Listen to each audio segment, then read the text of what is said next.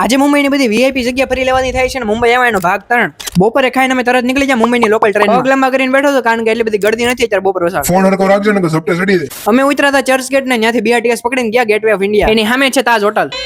અહીંયા એટલી બધી બોટો છે કે એમાંથી એકાદી ડૂબી ગઈ હોય તો કોને ખબર પડે. અબે સાલે ઇટ્સ ટાઈમ ટુ ફોટોગ્રાફી કરવાનો બસ તો હવે જાવી ને મને ખબર હતી કોઈ ના નહીં પાડે ના કાકા આને મેં નથી જોયા ત્યાંથી પછી અમે ટેક્સીમાં બેઠા ને આ છે મુંબઈની મરીન ડ્રાઈવ આપણે અત્યારે નહીં પણ સાંજના પાસે અહીંયા આવશું આ બિલ્ડિંગ ની પાછળ છે મુંબઈનું વાંખેડા સ્ટેડિયમ અમે જાવી છે ગાર્ડનમાં કે જ્યાં ઘણા બધા મૂવીના શૂટ થતા ધીસ ઇઝ બૂટ ઘર બૂટ પહેરવાનું નહીં પણ બૂટ ની અંદર જઈને ફોટા પાડવાના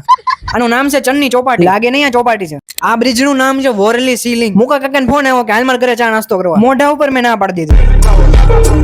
અમે સહીએ કેવી ટનલ માં કે જેની ફરતે બાજુ પાણી દરિયાની અંદર થી ટનલ નીકળે બધે રખડીને છેલ્લે પછી અમે વયા મરીન ડ્રાઈવ આઈન્સ પેઢીને ખબર પડી અહીં તો કુતરાઈ નાઈટ આઉટ કરવા આ લાઈટો દેખાય ને ઈ છે વાંખેડા સ્ટેડિયમ લાગે છે મુકા કાકાનો છોકરો મેચ જોવા જાય છે પહેલું અને છેલ્લું બાય બાય કરી દે કોને ખબર ક્યારે આવી પાછા ઇટ્સ ટાઈમ તો હવે ઘરે કચકાવ ને કાને ફરી લીધું મુંબઈ.